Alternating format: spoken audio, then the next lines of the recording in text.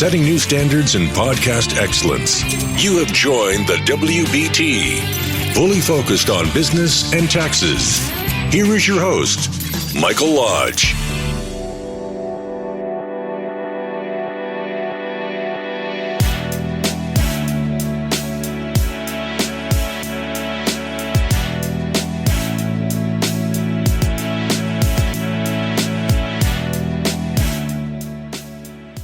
Welcome to the WBT. This is Michael Lodge. Glad you've joined me once again. Now, my last podcast to you was getting ready for your 2019 tax return. Today, right now, on this podcast, we're going to talk about your personal financial budgeting. So get ready. I'll be right back. This is brought to you by Lodge & Co., a business and tax advisory firm where your success is our goal. Call us today toll-free at 888-681-1518 or visit us at www.lodge-co.com and learn more about what we can do for you. Lodge & Co., your source for sound business and tax services.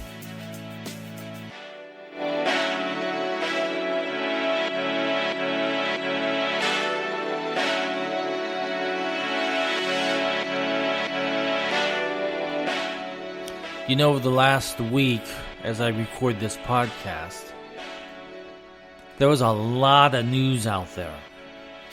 And it was mostly about impeachment. And it was about lies and harassment and hearsay and more hearsay. Well, the one thing that we really can't control what politicians do because they're idiots, right? But we can really control what we do. And the most important aspect of making a home in harmony and in a partnership with each other is by understanding our budget. How much money we have to spend and how much money comes in and how much money goes out. And where we can make improvements and where we can invest our money and where we can pay down our debt. So today, we are going to go through about 15 different tips. What did I say, taps? Means that I'm not fully awake.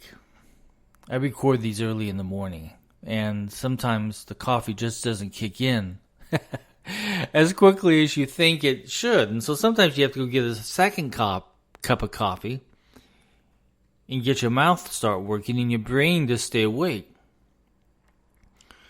But today we're going to talk about 15 different tips for your daily life in budgeting, in how we use our money. In accounting, we call it sources and use of money. And we look at our cash flows as a business to see exactly how much money came in and how much money went out. And when we see that we are overspending, we have to make adjustments. Well, the same thing has to happen in our personal lives too. We have a lot of money coming in, and we have a lot of expenses going out, but we need to control it better. And what scares me the most is that people who don't have enough money to live on, what do they start doing? They start using their credit cards. And that becomes debt. Debt is not where you want to be, especially credit card debt. And I love the quote of Dave Ramsey. Dave Ramsey says that credit cards never made anybody wealthy. Well, they've made the credit card companies wealthy, but they haven't made any individual wealthy by using credit cards. Never has, never will happen. Debt never makes you wealthy. So we need to talk about how we need to budget and how we need to look at our finances. You know, if you believe in the Bible, and the Bible says that we need to be good stewards of our finances. We need to be in control of our money making and our money spending. And when we begin to waste money, that's when God looks down upon us and taps us on the shoulder sometimes and says, if you don't get your financial lives under control, I'm going to make some changes myself. And he does it. So we need to look at our financial situation on a monthly basis. It's not just a one-time thing. It's just not a one-year thing when you do your taxes. And you know that you're either going to get a refund or you're going to get or you're going to get a tax bill. So we need to be better at this. And by the way, those of you who are getting tax refunds and immediately spending it on something that you don't need, stop it. You know that if you took that $5,000 refund or even that $300 refund and put it away in an investment account, by the time you are ready to retire, you would have some money saved up. Listen, don't believe these people out there that are trying to sell you something. Invest with me, and listen, they'll tell you, listen, real estate's the only way to go. If you put $5,000 with me, I'll make you 17%. The only person that wins out of that is not you; it's the individual selling you the scheme. Schemes make other people money; they don't make you money. Oh, maybe at the very beginning you might make a few bucks. Or maybe you've made the amount of money that you put back in. That you put into it. But after that, you're not going to see anything more. So stay away from these make money schemes and focus on managing your own money yourself. Anytime you put your money into a scheme, you lose full control of that money. You can't withdraw it. You can't sell it off to anybody else. You can't ask any questions. You are in trouble. You've now given $5,000 to somebody who is in control of that $5,000. You have no control over it anymore. Anyway, I'm digressing this. So let's get back to our budgeting. That will be another podcast at some point in time. So the number one is to budget to zero before the month begins. Now these are Dave Ramsey's philosophy, and I believe in it 100%. I've taken his courses. I've sat down and read his books. I've read other people's books, and I with my clients that come into me, I use the Dave Ramsey approach in advising my clients. It's worked for them and it's worked for me, and I'll continue doing it until somebody sends me somebody that is better. But right now, Dave Ramsey in his budgeting course is very, very good.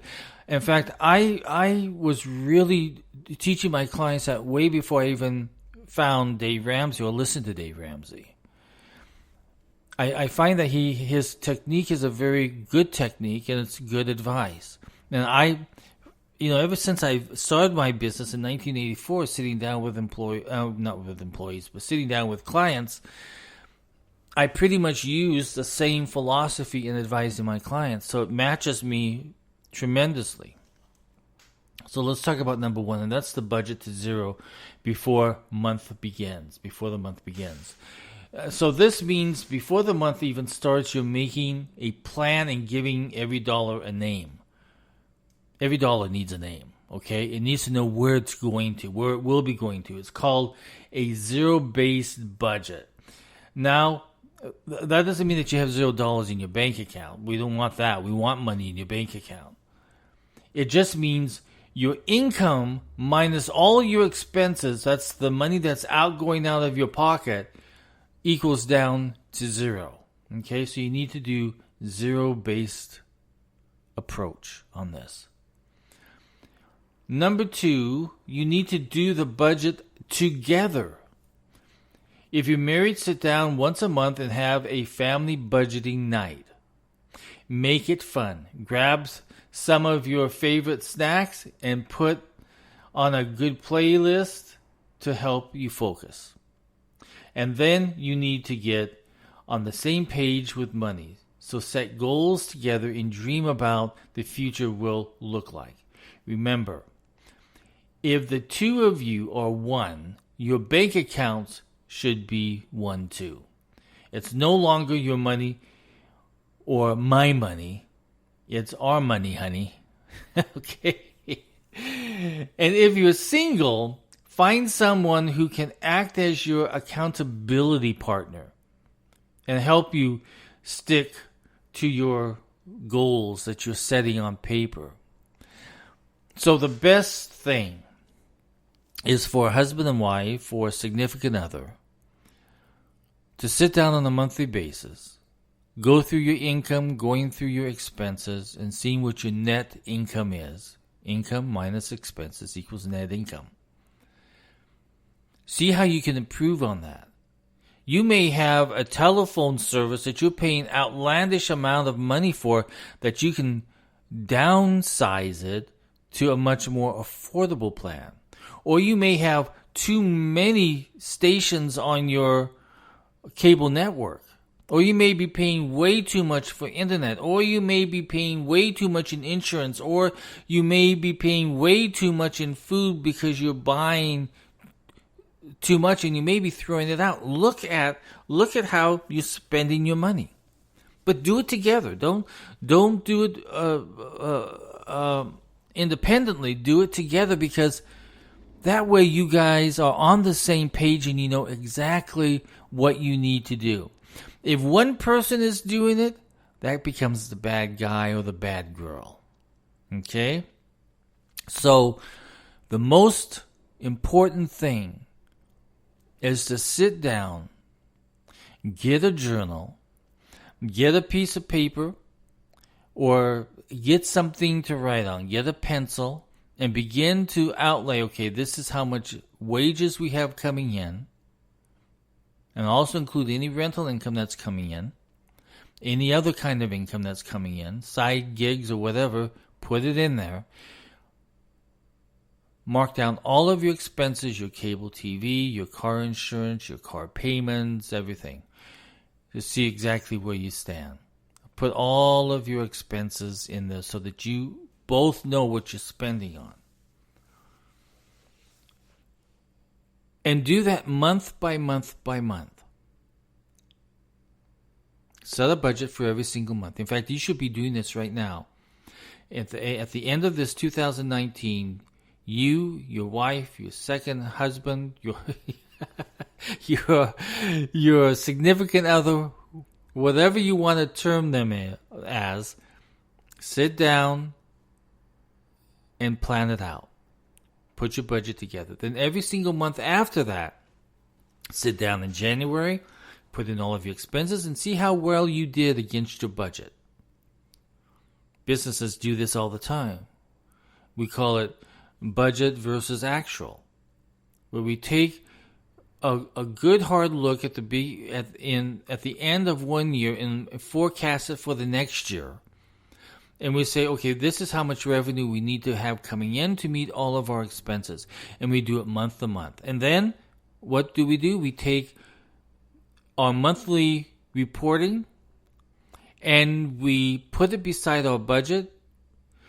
We went down in income, we went up in income, we went down in expenses, we went up in expenses, and then we begin to adjust our expenses so that we can meet our budget or exceed our budget. In other words, exceed by doing better. So we do this in business all the time, and we need to make this same application towards our individual lives too. It's not that difficult, really, because I don't think that each of you have that many expenses going out. Now, once you do that, then you've got to identify, okay, how much debt do I have that I have to pay out? This is how much I owe on credit cards. This is how much I'm paying out. How do I get that debt down? How do I get rid of that debt? I have a car payment that's worth $5,000. How do I get that so it's zero? Well, you have to make adjustments in your budget to be able to pay off that debt. Debt is not good because it's a responsibility that's forced upon you every single month on a car that you bought for $5,000 that's now only worth $2,000, but you still owe $6,000. Does it make sense? Nah, it doesn't make sense. So that's why you need a budget, okay? So start with the... by the way, every single month is different. Because there are going to be some payments that are coming due maybe on a quarterly basis. which means it's only due once a month. So you know that you're going to have enough cash ready for that. Or you may have property taxes that are due on a quarterly basis that you need to budget for. You need to make sure that you've got the cash available to meet those tax payments. Or you might even have self-employment taxes, estimated taxes that you need to plan for if you're self-employed. So then you have to start with the most important categories first. Giving and saving are in the top of the list. And then comes the four walls: food, shelter, utilities, and basic clothing and transportation. Once your true necessities are taken care of, you can fill in the rest of the categories in your budget. So make sure that you have taken care of that you're going to have the four walls that they're talking about. Is make sure that you are able to pay for your food, your shelter, utilities, and your basic clothing and transportation needs. Once you have done that, then you have to look to see, well, do I have any money to eat out? Maybe not. But you have to make sure that your basic needs are taken care of. Do I have enough money to pay for my gas for the remainder of the month? You better find out. And that you're not putting it on your charge card. So you need to know what your start with the most important categories that sustain your life, that sustain your family's life. That's what you need to focus on. Then you need to pay off your debt. If you have debt, paying it off needs to be a top priority. Use the debt snowball method and the baby steps to get rid of debts as fast as you possibly can. Attack it, get mad at it, stop letting debt rob you of the very things that helps you win with your money and your income, okay? Debt takes away from everything. Debt, you're paying for items that are no longer worth what you paid for, and now you owe more because of interest and penalties and everything else that will be added on to it. Pay off your debt. And don't be afraid to trim the budget. There are going to be some items on that budget that you don't need. You don't need to spend. Brace yourself. It might be time that you need to take a whittle hammer and you need to start chiseling away at that expenses that you don't really need to be spending money on. If things are tight right now, you can save money quickly by canceling your cable, your dining out less, and shopping at discount clothing and grocery stores. Remember, your budget cuts are only temporary. So you can always make adjustments later down the road. You have that ability. If you've planned well, you've identified your items that you don't really need to be spending money on, temporarily shut them down so that you can pay down your debt, so that you can pay down whatever item that is sitting out there that's hindering you from saving money. Focus on it, babies. Focus on it. And then make a schedule and stick to it. While you're making a budget, part of your monthly routine, why not pick specific dates for other expenses? Set up auto drafts out of your checking account to pay bills and buy your groceries on a set day every week or twice a month. When you know what to expect and when to expect it, you take a lot of stress and potential pitfalls out of the picture. Consistency helps you a lot. So if you're consistent on the day that you're going to buy food, you know exactly what you need to buy, and you know where to go for it to get the best prices, right? But you have to be consistent with those days. You have to be on target with those days. Maybe you're doing it once every 2 weeks. Maybe you're doing it on every week, maybe. But you need to be consistent on what day you're going to be doing it, and make sure that you've planned for your spending and stay within the budget that you've set for yourself. And then you need to track your progress. You need to be able to review what you've done and see what your end results are. That's why you have those monthly meetings. So with your spouse, significant other, you have these meetings where you sit down and you go over your budget. You're tracking where you are. Look at the prior months. See how well you did or how awful you did. And then make those adjustments. But you need to track your progress. It's important to track your progress from time to time. If you're married, track your spending and purchases together so you both keep your goals in sight. Remember, it's about your goals. It's about planning. So when you are putting your budget together, you're planning. You're planning on how much you as a family are going to spend based upon the revenue that you have coming in. Your W-2 wages, your gig wages, whatever income is coming in, make sure that you have those accounted for. And then you need to create a buffer in your budget. Put a small amount of money aside for unexpected expenses throughout the month. Label this as your miscellaneous category in your budget. That way, when something comes up, you can cover it without taking away money. In business, we call that the contingency expense. A contingency fund. In other words, we're putting money to the side just in case something comes up. An emergency. Start with $1,000, start with $500, build it up to $1,000 and then go up.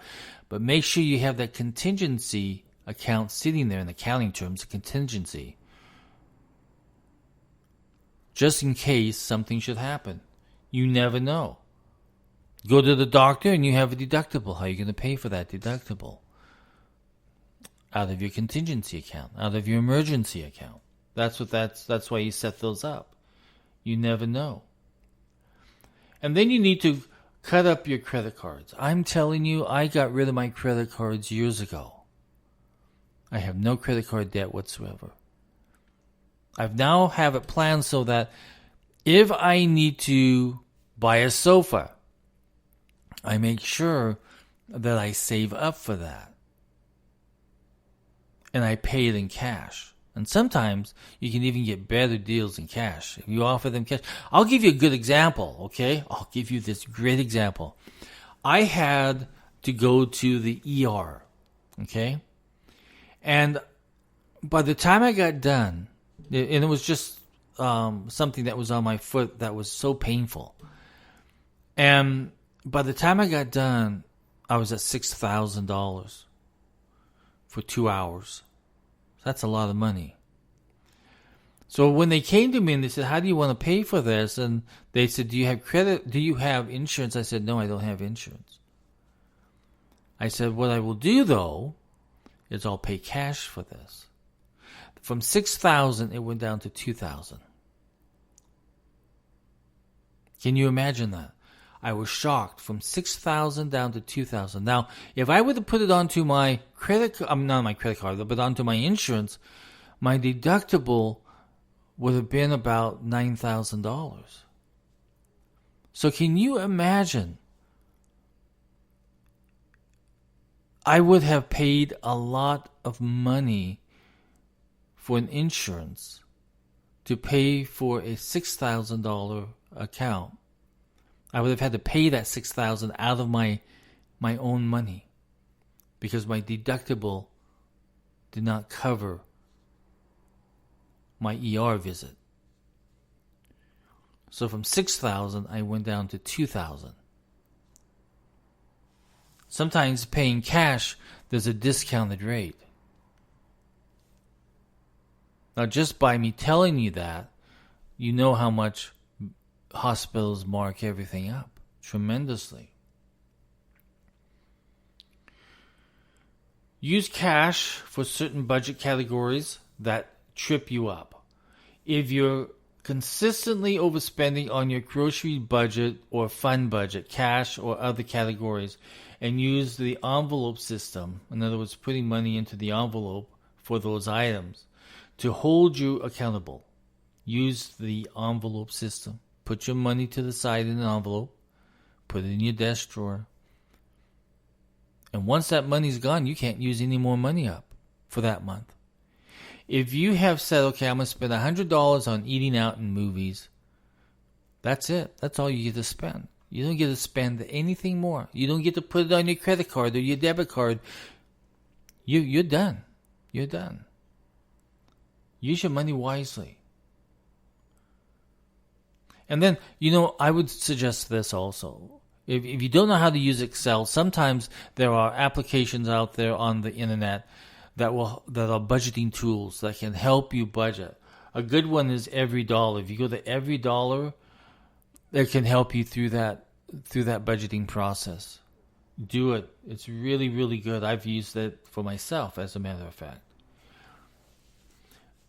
The other issue is, a lot of us want to keep up with the Joneses, and we see people all the time running around in their Louis Vuitton bags, and we want to be the same. Well, don't. Be content and quit the comparisons. You have much more than you realize. Don't compare your situation to anyone else's. Stop it. Stop looking at other people. Be happy with what you've got. Comparison will not only rob you of your joy and also your payback. Your paycheck. It might be payback too, but paycheck. Keep moving forward and doing what's right for your family and for your own life. I see this so many times. Everybody's so competitive, right? They want to be just like the other person. They want to drive that nice luxury car. And they spend tons of money on it. And they really can't afford it. It's over their head. But they do it because they want to be able to be the big man on campus or the big girl on campus. Set your goals. Everybody should have goals. Whether you're paying off student loans, building up your emergency fund or your contingency fund, or paying off your mortgage, you need to focus on your why. What's the reason you're making these sacrifices? It's to pay off these goals. This is your ability to get ahead. Have a goal. Set some goals. Get that student loan debt gone. Get that home mortgage gone. Then the final one is give yourself lots of grace. It usually takes 3 to 4 months to get a handle on this whole budgeting thing. It won't be perfect the first time or the second time. But here's the good part. You're going to get there. If you're really dedicated to improving your financial situation, it takes time to work out all the kinks, but you can get there. If you have a good accountant that can advise you on your personal finances and help you along the way, work as your mentor, work as your financial coach, hire them. Get them on board. They can help you through this process. It's the most important thing to be able to be a good steward of your own finances. God talks about it in the Bible. Even Buddha talks about it. Every person that is dedicated to improving your life or improving your family life, you have to start with your finances.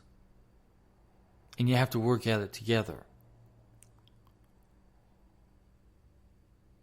So if you have a good accountant that can be your financial coach, ask him or ask her if they can do that for you. It's important. You guys always wait until the end of the year. You do your taxes and you kind of use that as the judge of how you did for that year.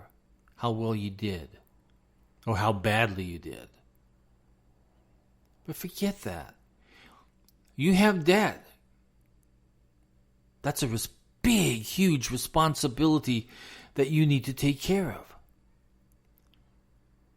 Your whole focus should be taking down that debt so that you can go and do other things. Even to this day, I tell you, I went through some tough times when I first started in business. Because, it takes time to build up a practice and it takes time to get going. It's not perfect the first day you open up your office. And there were times where I got so stressed out because of finances. Finances are the biggest stress on anybody's life. It's the biggest stress on any married life. Finances, if it gets out of control, can literally destroy marriage. And I'll give you a good example. Back in the years when individuals were doing really good at buying and selling homes, right? The interest rates were low. They had those dummy loans or those fake loans, lie loans is what we used to call them. Where you could just say, I'm making $10,000 a month and actually you're only making $3,000. But you could lie about it. And they'd give you this big, huge loan. Well, a lot of my clients went out and did that. And they bought 2 and 3 homes. Then came along the market crash, where the loans were bad loans, and they were hitting the banks terribly. Banks were about ready to close up. Government had to come in and bail out. My clients began losing their homes because they could no longer afford it. The balloon payments became due, and they couldn't afford it. So homes started to go into foreclosure. So we had 1 year where people were doing very good and they said, we're so excited about this. And next year, there was huge financial stress. And that huge financial stress, the next year, people were coming in going through divorces. I had husbands and wives sitting in front of me going through a divorce because they could no longer take the financial pressure. I've seen this happen so many times. And I had to sit there and advise them, and we had to go over their finances and over who owed what and how they were going to pay it off and what they were going to do. Some went into bankruptcy. Some bit the bullet and tried to put everything back together again. Some people lost everything. Literally lost everything. So, understand how the financial pressure can get to family members and literally destroy relationships. But if you work on this together, and if you're a team, and you understand what you need to do, where you need to go, what you need to improve on, and what you need to cut, you can make it through almost anything. As long as you manage your finances conservatively. So I encourage every single one of you to, in the next few weeks, before the end of 2019, sit down with your husband, your wife, your significant other, and put together a financial goal for 2020. You have the time. You're going to have some days off here. On those days off, instead of heading to the mall, sit down and put a plan together. Put a goal together. Put a budget together. If you need help, send me a text at 818-252-5682, 818-252-5682, and we'll schedule some time and we'll sit down and we'll put together a plan of action together. We can do it.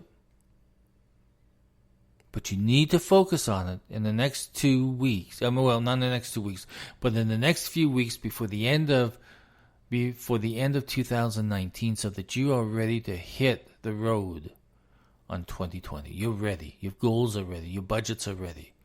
Your financial plan is ready for 2020.